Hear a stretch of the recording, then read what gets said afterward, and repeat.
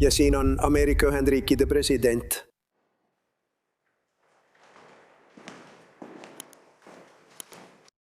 Suur tänu, mu kaasmaalased ameeriklased. Head õhtut. Lubage mul alustada NASA meeskonna ja meie vaprate astronautide õnnitlemisega Artemis Tunho eduka stardi puhul. See oli tõesti muljetavaldav. See lendab kaugemale kui ükski mehitustatud rakett on kunagi lennanud ja liigub kuust oluliselt kaugemale. Kuu ümber tiirutamine ja koju naasmine kauguselt, mida pole kunagi varem saavutatud, on muljetavaldav. Nad on teel ja Jumal õnnistagu neid, nad on vaprad inimesed. Soovime, et Jumal õnnistaks neid 4 suurepärast astronauti praegu. Täna õhtul on möödunud vaid kuu sellest, kui Ameerika Ühendriikide relvajõud alustasid operatsiooni Eepiline raev. Sihtides maailma suurimat riikliku terrorismi toetajat, Iraani. Viimase 4 nädala jooksul on meie relvajõud saavutanud lahinguväljal kiireid, otsustavaid ja purustavaid võite, milliseid vähesed inimesed on varem näinud. Täna öösel Iraani mereväge pole enam olemas. Nende õhuvägi on varemetes. Nende juhid, enamik neist ja terrorirežiim, mida nad juhtisid, on nüüdseks surnud. Islami revolutsioonilise kaardiväe juhtimine ja kontroll hävitatakse praegu, kui me räägime. Nende võime rakette ja droone välja lasta on oluliselt vähenenud ning nende relvad, tehased ja raketiheited hävitatakse. Neid on jäänud väga vähe. Mitte kunagi sõja ajaloos pole ükski vaenlane nii selgeid ja laastavaid kaotusi nii lühikese aja jooksul, vaid nädalatega kandnud.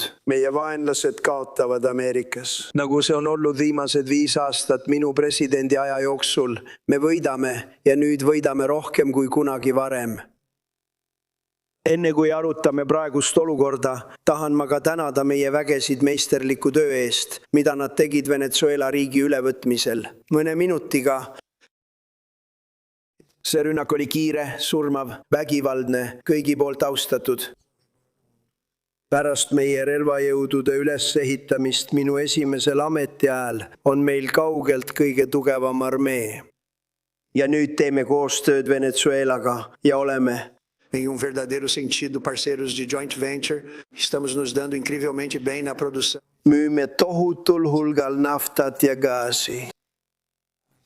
Maailma suurimate varudega. Pärast Ameerika Ühendriike oleme nüüd täielikult sõltumatud Lähis-Idast ja ometi oleme seal, et aidata. Meil ei ole vaja seal olla, me ei vaja nende naftat, me ei vaja neilt midagi, kuid me oleme seal, et aidata oma liitlasi. Täna õhtul annan teile ülevaate meie vägede edusammudest Iraanis ja miks. Operatsioon Eepiline raev on vajalik Ameerika ja vaba maailma julgeoleku tagamiseks. Alates esimesest päevast, mil 2015 aastal teatasin oma presidendi kampaaniast, olen kinnitanud, et ma ei luba kunagi Iraanil tuumarelva omada. See fanaatiline režiim on hüüdnud surm Ameerikale, surm Iisraelile. Juba 47 aastat nende esindajad olid Beiruti kasarmurünnakus, 241 ameeriklase tapmise taga ning sadade meie sõjaväelaste hukkumisest teeäärsete pommidega. Nad olid seotud USS Cowley rünnakuga ja on toime pannud lugematul hulgal teisi jõhkraid tegusid, sealhulgas veresauna. Ainult 7. oktoobri kohutavad ja verised julmused Iisraelis, midagi, mida enamik inimesi pole kunagi varem näinud, on see režiim toime pannud. Mõrvar tappis hiljuti ka 45 000 omaenda kodanikku, kes protesteerisid Iraanis. 45 000 hukkunut. Oleks talumatu oht, kui neil terroristidel oleksid tuumarelvad.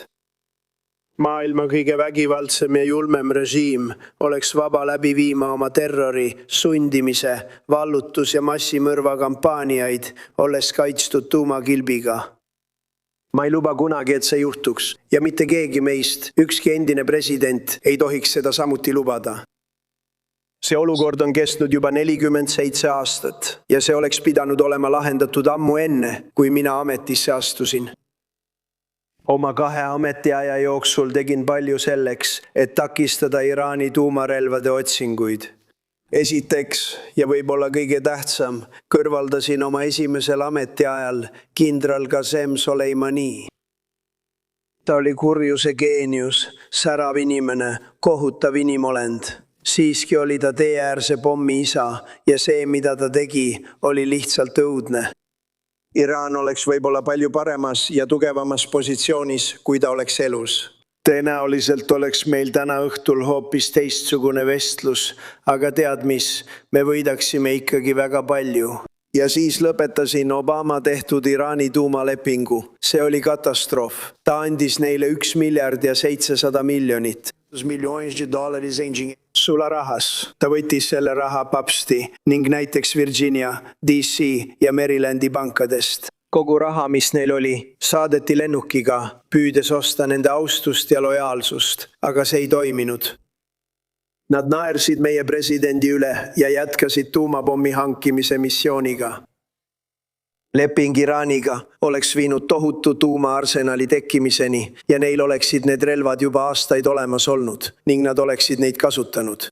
Maailm oleks teistsugune, Lähis-Ida ega Iisraeli poleks olemas. See on minu ja paljude ekspertide arvamus. Kui ma poleks seda lepingut lõpetanud ja mul oli suur au seda teha, olin selle üle väga uhke. See oli algusest peale halb asi.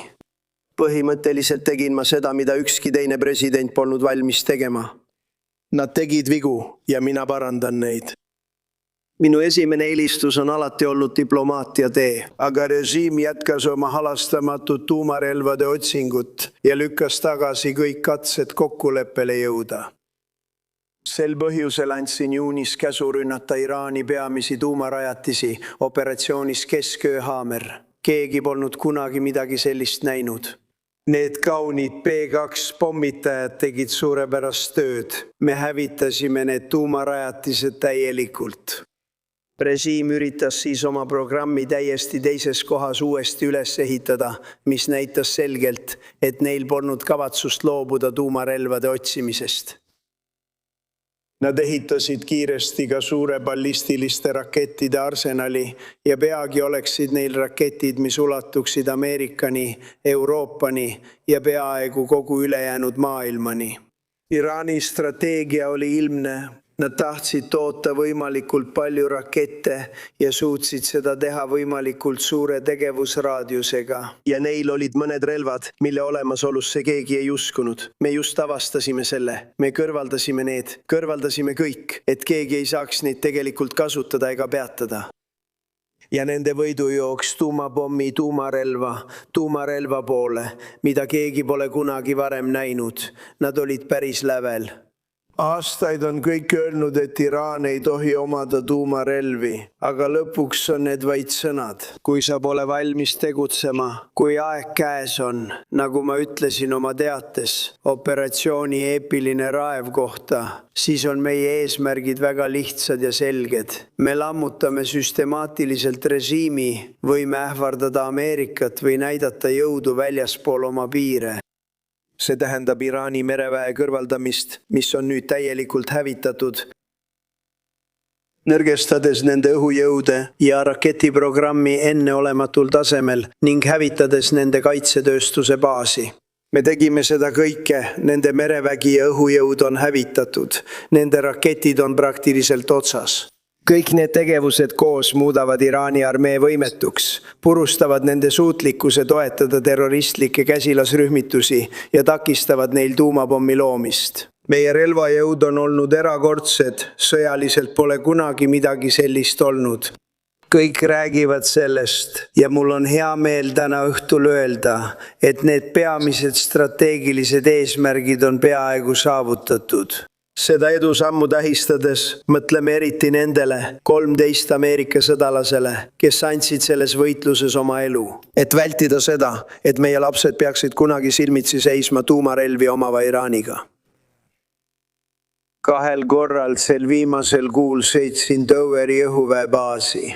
Tahtsin olla nende kangelastega, kui nad naasevad Ameerika pinnale ja ma olin koos nendega. Ja nende pered, nende vanemad, nende naised, nende abikaasad. Me austame neid ja nüüd peame neid austama, täites missiooni, mille nimel nad oma elu andsid. Ja igaüks nende lähedastest ütles, palun härra, palun, lõpetage töö ja meie lõpetame selle töö ning teeme selle väga kiiresti ära. Me oleme väga lähedal.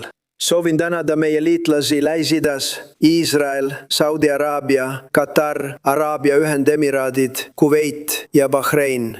Nad on olnud suurepärased ja me ei luba, et neid kahjustatakse või et nad ebaõnnestuksid ühelgi moel, viisil ega kujul. Paljud ameeriklased on mures, nähes hiljutist bensiini hinna tõusu siin riigis.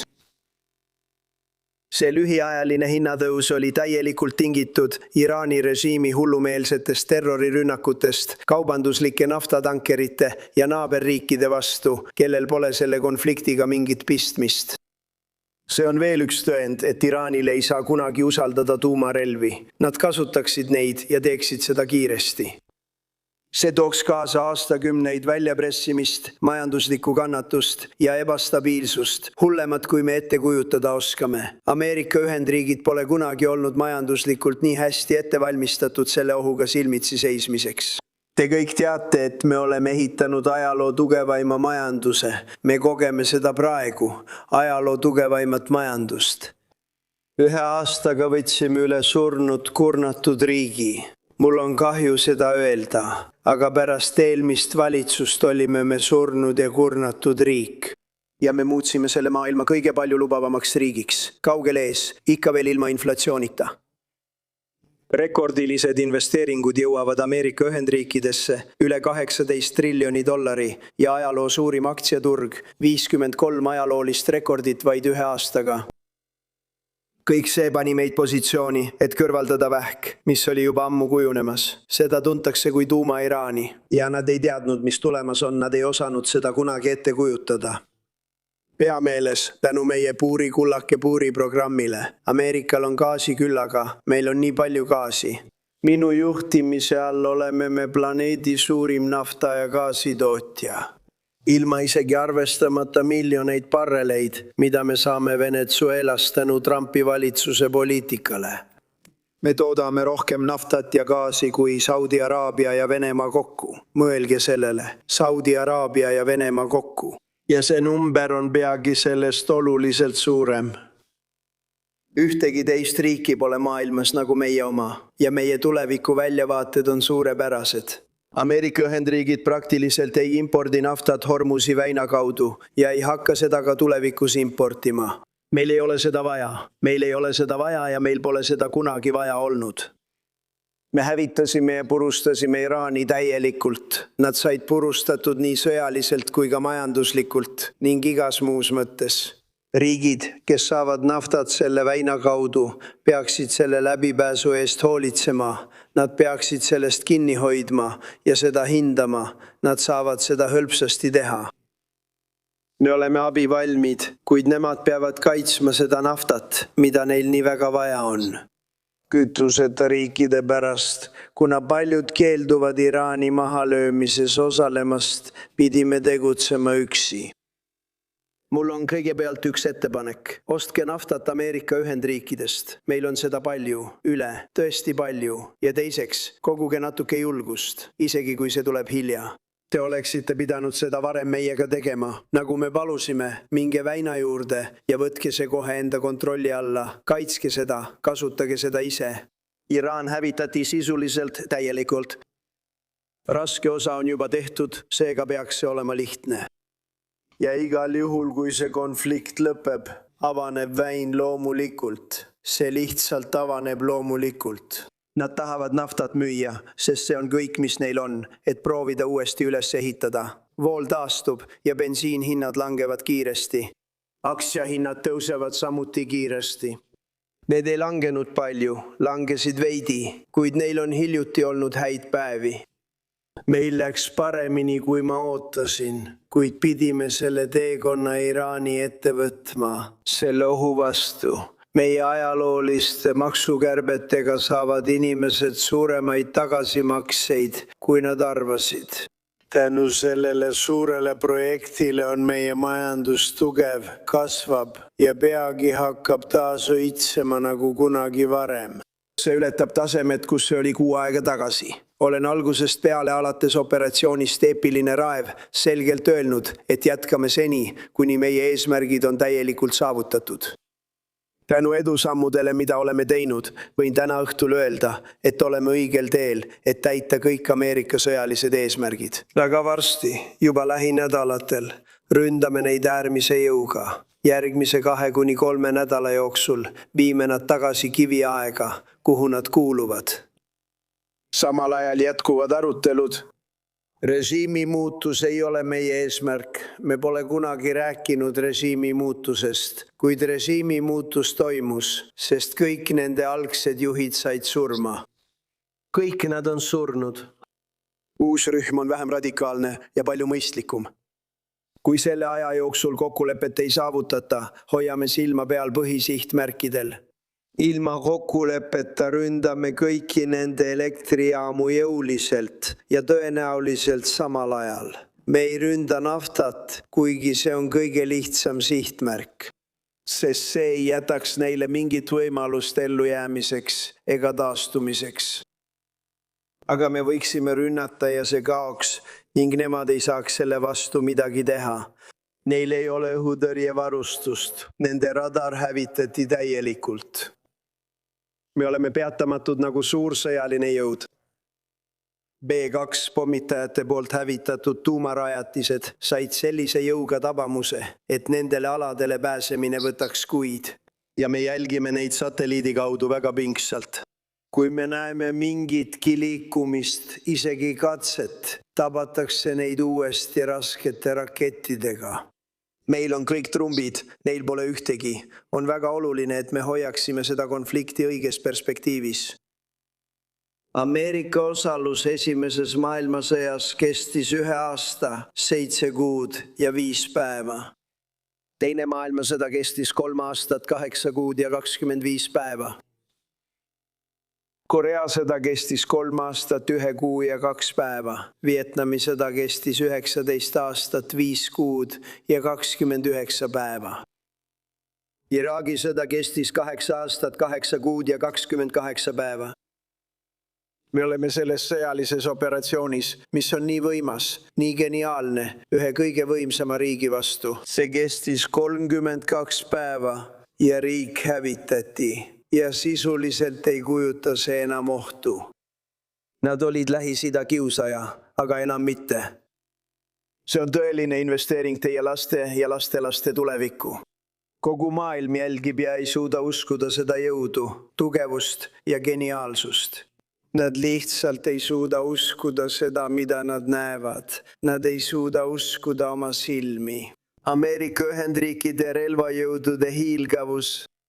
Täna õhtul võib iga ameeriklane oodata päeva, mil me lõpuks oleme vabad Iraani agressioonist ja tuumašantaasi ähvardusest. Tänu meie võetud meetmetele oleme me lähedal sellele, et lõpetada Iraani sünge oht Ameerika ja maailma vastu. Ja ma ütlen teile, maailm jälgib meid. Ja kui me selle saavutame, kui kõik on läbi, on Ameerika Ühendriigid turvalisemad, tugevamad, jõukamad ja suuremad kui kunagi varem. Jumal õnnistagu Ameerika Ühendriikide relvajõudude mehi ja naisi ning Jumal õnnistagu Ameerika Ühendriike. Suur tänu ja head õhtut!